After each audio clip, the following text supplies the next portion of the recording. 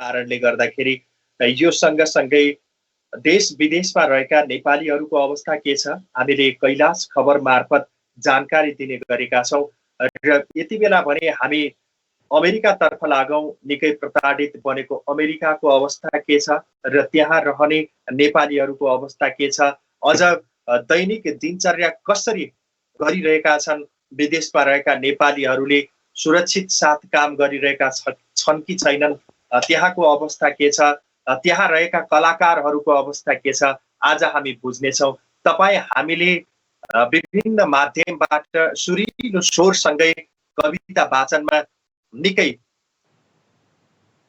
तपाईँ हाम्रो मर्मलाई छुने गरी वाचन गर्ने व्यक्तिसँग छु म यति बेला जोडिँदैछु अमेरिका र अमेरिकाको पछिल्लो अवस्थाका विषयमा, गीत सङ्गीत साहित्यका विषयमा हामी छलफल गर्नेछौँ। आजको यो बसाइमा यति बेला हामीसँग हुनुहुन्छ अमेरिकामा रहनुहुने गायिका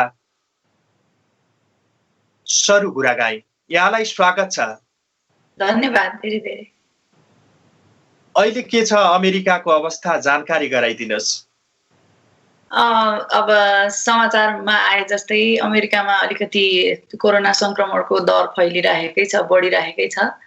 अहिलेसम्म 12 लाख भन्दा बढी जनालाई संक्रमण भइसक्यो अनि 78,000 भन्दा बढी मान्छेहरू दिवंगत हुनु भइसक्यो हैन। अनि म बसेको स्टेटमा पनि 6,000 भन्दा बढीलाई संक्रमण भइसकेको छ यहाँ पनि।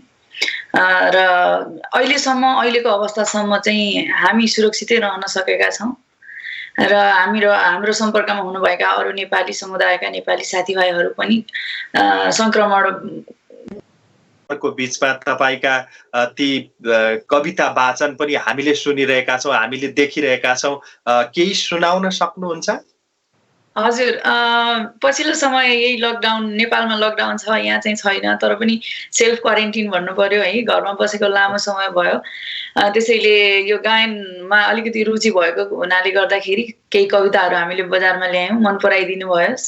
दर्शक श्रोतालाई धन्यवाद भन्न चाहन्छु। र यसै सन्दर्भमा मैले एउटा विज्ञानको दुर्दिन भन्ने कविता गाएको थिएँ जो कोरोनासँग सम्बन्धित थियो। यो धेरै चर्चित भयो। यही कविताबाट म केही लाइनहरू यहाँलाई अहिले सुनाउन सक्छु। विज्ञानको दुर्दिन शार्दूल विक्रीडित छन्दमा लेखिएको कविता छ। यो लेख्ने कवि जीवनहरि शर्माजी हुनुहुन्छ। मैले वाचन गरेको थिएँ, थोरै सुनाउँछ है त। आयो सङ्कट विश्वमा दिनदिनै झुक्दैछ मान्छे किन, खायो विश्व सखाप पार्छ कि कतै हाम्रै घुस्यो आँगन, साह्रै होस गरे बचिन्छ कि कतै मान्दैन यो मासिन, भन्थे मै हुमा राख्छु विश्व बसमा रोए अहोती किन। हजुरले यति नै सुनाउनु। अलिकति घाँटीमा समस्या भइरहेछ मेरो पछिल्लो 1-2 दिन। तपाईले कविता यसरी वाचन गरिरहँदा तपाईको स्वर, यो जादुमय स्वर पनि छ। मानिसहरूले कस्ता कस्ता खालका प्रतिक्रिया दिए तपाईले यसरी यो कोरोनाका विषयमा यो कविता गाइरहँदा? हजुर, मलाई एकदम हौसला मिल्यो। धेरै श्रोताहरूले राम्रो प्रतिक्रिया दिनुभयो। तपाईले राम्रो गर्नुभयो। हामीलाई लकडाउनको समयमा समय कटाउने एउटा इन्टरटेनमेन्ट पोर्टल जस्तो भएछ। तपाईहरुको फेसबुक पेज कति राम्रो गर्नुभएको छ, राम्रो गर्नुहोस् भन्नुभयो। अनि सामाजिक सञ्जालमा जोडिन नसक्नुहुने बुवा आमा त्यस्तो किसिमको दर्शकहरूले पनि उहाँहरूको सामाजिक सञ्जाल युज गर्ने श्रोताहरूको दर्शकहरूको थ्रुबाट मलाई कति राम्रो शुभेच्छाहरू पठाइदिनु भयो। राम्रो गर नानी, कति राम्रो गरेको, राम्रो लाग्यो, म त कति रोएँ, यस्तो कमेन्टहरू आयो। खुसी लाग्यो मलाई, एकदमै धेरै मन पराइदिनु भयो। एकदमै आभारी छु म त। तपाईले गाउनु भएको त्यो आमा फर्कु म कसरी भन्ने कुन कविता हो त्यो? ए हजुर, त्यो चाहिँ कमल कोइरालाज्यूको फर्कुमा आमा घर भन्ने कविता थियो। यो पछिल्लो समयमा थियो। यो पनि निकै चर्चित भएको थियो। हजुर, विदेशमा बस्ने नेपालीहरूको खास गरी अझ नेपालमै रहने नेपालीहरूको पनि मन छुन सफल भएको थियो। अलिकति सुनाउन सक्नुहुन्छ यो? हजुर, यो कवि कमल कोइरालाज्यूले लेख्नु भएको कविता हो, फर्कुमा आमा घर। यो पनि उही शार्दूल विक्रीडित छन्दमै छ। म एउटा श्लोक सुनाउन सक्छु यसको पनि। एकाएक विषाणु तीव्र गतिमा संसारमा फैलियो, कस्तो निष्ठुर यो रहेछ नि हो, पीडा हजारौं दियो। यस्तो भूमि चटक्क छोड्न अहिले चाहन्छु मैले, तर लासैको पुलमा चढेर कसरी फर्कौं मामा घर। यस्तै यस्तै थियो। कतिपय सीमामा अल्झिनु भएका, अनि यही कोरोनाको कारणले गर्दा फ्लाइटहरू हुन नसकेर घर जान नसक्नु भएका चाहिँ मानिसहरूको अलिकति दुखेसो जस्तो समेटिएको कविता थियो। राम्रो थियो। हजुर, तपाईँले यो कविता कसरी छनौट गर्नुभयो? यो कविता मलाई उहाँ कविज्यूले म समक्ष आइपुग्यो, कतैबाट मेसेज गर्नुभएको थियो, इमेल गर्नुभएको थियो मलाई। त्यसपछि हामीले कविता हेऱ्यौँ, राम्रो लाग्यो, मन पर्यो। अनि हाम्रो केही टेक्निकल कुराहरू पनि हुन्छन्, ती कुराहरू पनि हाम्रो एक आपसमा हामीले कुराकानी गर्दाखेरि ठिकै लाग्यो, सबै मिल्यो। अनि त्यसपछि हामीले यो कविता गर्ने भन्ने निर्णयमा पुग्यौँ। राम्रै लाग्यो हामीलाई कविता, त्यही भएर गरेको हो। अहिले तपाईँ कसरी अगाडि बढिरहनु भएको छ? तपाईँलाई यो कविता गाउनमा, गीत गाउनमा कसरी सपोर्ट मिलिरहेको छ? घर परिवार भित्रैको सपोर्ट हो कि अथवा घर परिवार बाहिरको सपोर्ट हो?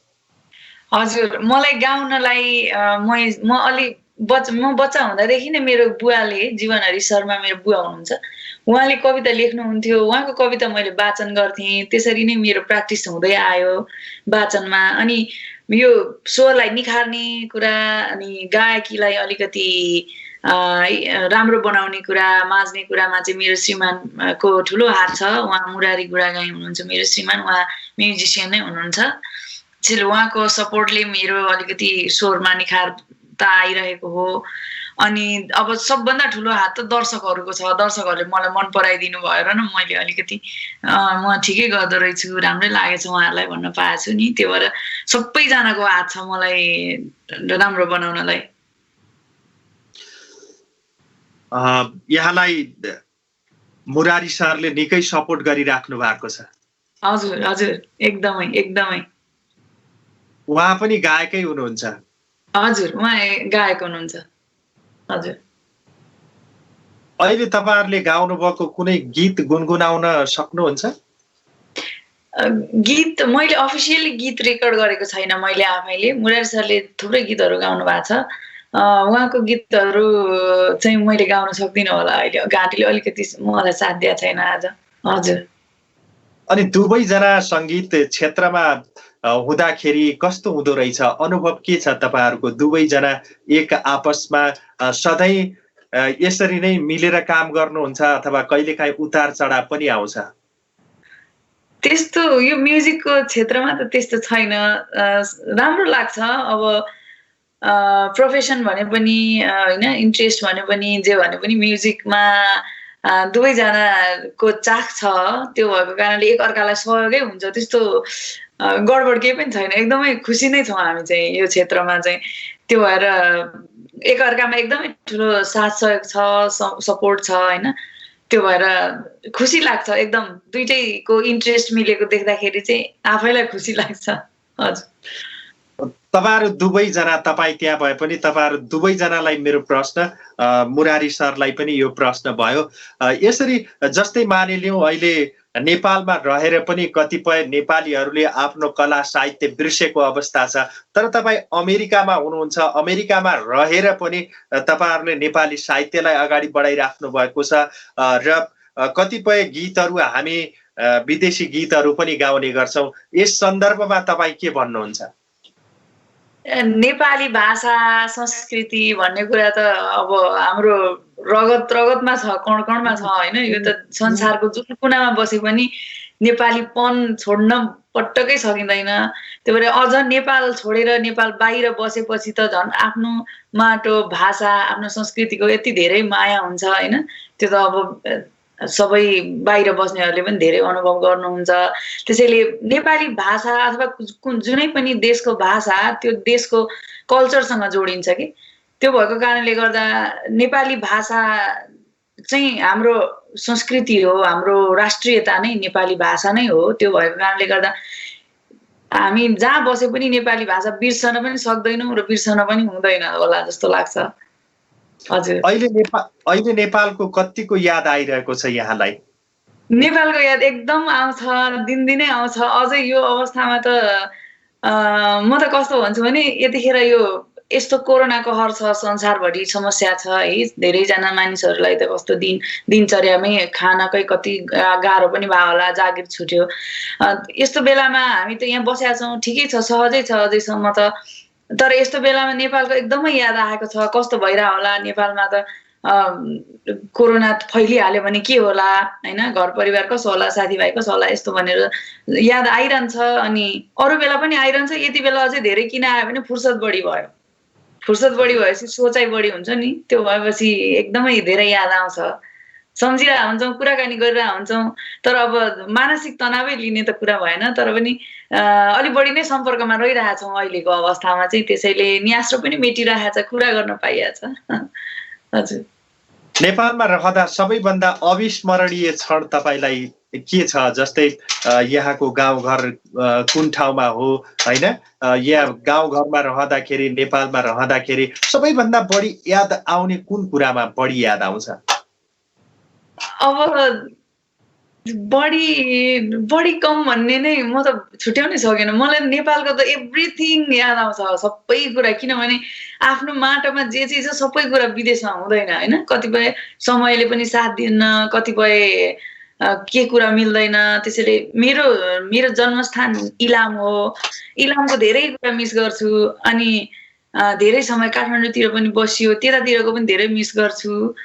धेरै कुरा छ, चाडबाड विशेष गरी मिस हुन्छ नेपालको। किनभने जस्तै दसैँ तिहार आउँछ, साथीभाइ भेला हुने, घर परिवार, आफ्नो आफन्त, माइती, ससुराली हैन, यस्तो कुराहरू विदेशमा हुँदैन। त्यो भएको कारणले चाडबाडमा एकदमै विशेष गरी चाडबाडमा चाहिँ नेपाल एकदम मिस हुन्छ। अनि त्यस्तै विवाह उत्सवहरू भए, पुराणहरू भए, विभिन्न हाम्रा कल्चरल कुराहरू, धार्मिक कुराहरू हुन्छन् हैन, यस्ता कुराहरू मिस हुन्छ। धेरै कुरा मिस हुन्छ नेपालको एभ्रिथिङ। अझ भन्दा विशेष भन्दा त खानेकुराको स्वाद मिस हुन्छ मलाई। खानेकुरा सबै पाइन्छ है यो ठाउँमा, त्यहाँ पाउने, तर त्यो स्वाद चाहिँ पाइँदैन। टेस्ट चाहिँ अलगै छ हाम्रो नेपालको खानेकुराको। त्यो चाहिँ एकदमै मिस हुन्छ मलाई, खानेकुराको टेस्ट। हजुर। हजुर। अब तपाईँको पछिल्लो क्रममा जब साहित्य कविताहरू तपाईँले वाचन गर्नुभयो, कविता वाचन गरिसकेपछि जब त्यो फैलियो, त्यो फैलिसकेपछि तपाईँका स्कुले साथीहरू, उहाँहरूसँग भेट भयो कि भएन? फेसबुकमा उहाँहरूले के भन्नुभयो? कतैबाट धेरै समय बिर्सेका साथीहरूले पनि सम्झे कि? हजुर, भेट भयो, थुप्रै साथीहरूसँग भेट भयो।